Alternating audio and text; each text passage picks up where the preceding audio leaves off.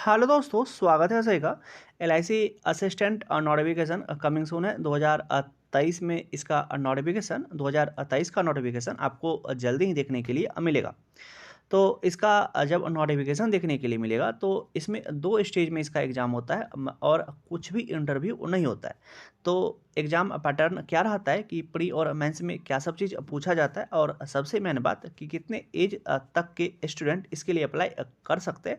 तो सभी चीज़ के ऊपर बात करने वाले हैं। अब चलिए वन बाय वन सभी चीज़ के ऊपर बात कर लेते हैं, और आप वीडियो में लास्ट तक बने रहिएगा जिससे आपको सभी कुछ अच्छे से पता चल पाए।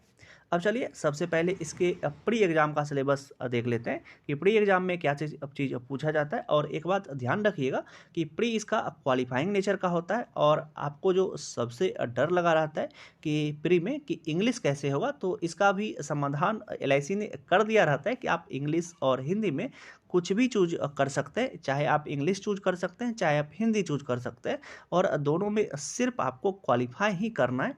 और उसका नंबर आपको मेरिट कंसिडर करने में, मतलब मेंस के मेरिट के लिए आपका नहीं जोड़ा जाता है, और सिर्फ आपको उसमें 10 या 12 नंबर लाना रहता है, सिर्फ इसको क्वालिफाई करना रहता है।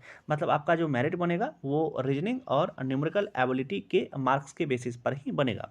और अगर इसका एग्ज़ाम का लेवल का बात करते हैं कि किस लेवल का क्वेश्चन रहता है, तो RRB क्लर्क का जो लेवल रहता है तो लगभग वही लेवल या उससे भी इजी लेवल का रहता है।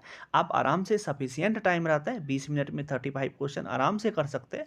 आपका थोड़ा बहुत भी अगर तैयारी रहता है तो इसका आप आराम से प्री क्वालिफाई कर सकते हैं। दूसरा जो प्री को और आसान बनाता है वो है इसका सिलेक्शन रेशियो, कि 1:20 में मेंस के लिए स्टूडेंट को क्वालिफाई किया जाता है। मतलब एक सीट पर 20 कैंडिडेट को क्वालिफाई किया जाता है। जैसे कि नॉर्मल बैंकिंग एग्जाम में होता है क्या कि 1:10 रहता है, लेकिन यहाँ पे 1:20 में स्टूडेंट को सेलेक्ट किया जाता है। तो एक तो इंग्लिश का टेंशन नहीं रहता है, ऊपर से सिलेक्शन का जो रेशियो है वो ज़्यादा है। तो प्री इसका बहुत ही ईजी होता है, आप आराम से इसको क्लियर कर सकते हैं। अब चलिए इसके मेंस एग्जाम के पैटर्न को देखते हैं। और प्री क्वालिफाइंग होता है तो आप इसमें कितना भी स्कोर कीजिएगा तो उसका मेंस मतलब फाइनल मेरिट में इसका कुछ भी रोल नहीं रहता है। जो भी आपका फाइनल मेरिट के लिए बनेगा वो आपको मेंस के मार्क्स पर बनता है। इसका जो मेंस रहता है तो मेंस के वजह से ही आपका फाइनल सिलेक्शन होता है, फाइनल मेरिट बनता है। तो इसके एग्ज़ाम में जो मेन होता है वो एक ही एग्ज़ाम मेंस के बेसिस पर जो फाइनल मेरिट बनता है। तो इसीलिए मेंस का जो एग्ज़ाम का लेवल रहता है वो ना ज़्यादा इजी रहता है ना ज़्यादा हार्ड रहता है। तो सबसे पहले देख लेते हैं कि इसमें क्या सब चीज़ पूछा जाता है। तो इसमें आपको रीजनिंग से क्वेश्चन देखने के लिए मिलेगा, GA देखने के लिए मिलेगा, और GA में सभी कुछ रहेगा। मतलब जनरल अवेयरनेस रहेगा, बैंकिंग अवेयरनेस रहेगा, और इंश्योरेंस अवेयरनेस रहेगा। भले ही यहाँ इंश्योरेंस अवेयरनेस नहीं दिया गया है, लेकिन इंश्योरेंस अवेयरनेस भी रहता है। General awareness, finance awareness, financial awareness और इंश्योरेंस अवेयरनेस, तीनों से क्वेश्चन रहता है। उसके बाद क्वान्टिटी एप्टीट्यूड से आपको क्वेश्चन देखने के लिए मिलेगा, और इंग्लिश भी रहेगा, आपको हिंदी भी रहेगा। मतलब सभी चीज़ से आपको क्वेश्चन पूछा जाएगा। और इसमें इसको थोड़ा सा जो और अच्छा लेवल का बनाता है वो है इसका कट ऑफ।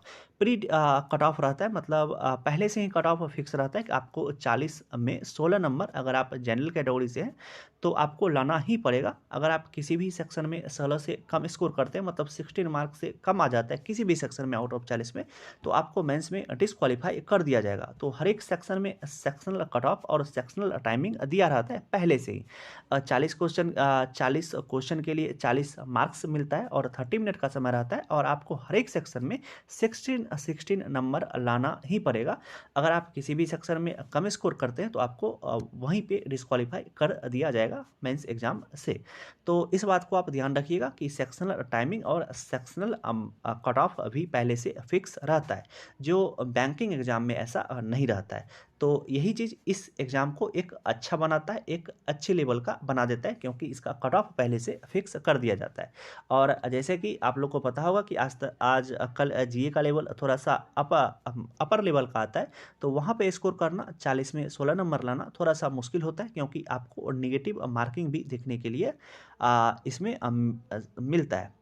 तो अब चलिए दोस्तों इसके लास्ट चीज़ पर बात कर लेते हैं कि इसका एज क्या रहता है, एज लिमिट क्या रहता है। तो जैसे कि 2019 के अनुसार इस बार तो इसका फॉर्म अभी तक नोटिफिकेशन नहीं आउट हुआ है, लेकिन 2019 के अनुसार अगर आपका एज 30 ईयर तक है तो नॉर्मल वैसे बैंकिंग क्लर्क में क्या चीज़ होता है कि 28 ईयर तक आप फॉर्म अप्लाई कर सकते हैं। लेकिन इसमें क्या चीज़ है कि 30 ईयर तक अगर आपका एज है, लेकिन 30 ईयर से ज़्यादा नहीं होना चाहिए अगर आप अनरिजर्व कैटेगरी से हैं, और आप इसके लिए अप्लाई कर सकते हैं। अगर आप किसी भी कैटेगरी से हैं तो एज पर गवर्नमेंट रूल जैसे सभी में रिलैक्सेशन मिलता है, इसमें भी आपको देखने के लिए मिलेगा। तो इसमें एक बेनिफिट रहता है कि अगर क्लर्क लेवल का जॉब है लेकिन 30 ईयर तक आप इसके लिए अप्लाई कर सकते हैं।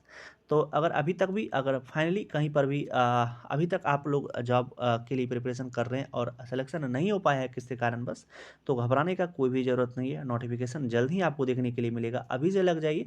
प्री तो आराम से क्वालिफाई हो जाएगा, और मेंस को अच्छे से ध्यान में रख करके पढ़िए और अभी से स्ट्रेटजी बनाइए, पढ़िए उस अनुसार से, और आपको निश्चित ही इस एग्ज़ाम में सफलता देखने के लिए मिलेगा। अब चलिए दोस्तों, कोशिश किए थे आपको सभी चीज़ अच्छे से समझा पाएँ, तब पर भी कुछ भी डाउट आता है तो आप हमको कमेंट कर सकते हैं, हम आपको कमेंट में रिप्लाई कर देंगे। चलिए मिलते हैं इसी तरह के किसी एक दूसरे वीडियो में, तब तक आपको ना ध्यान रखिए। Love you, bye bye.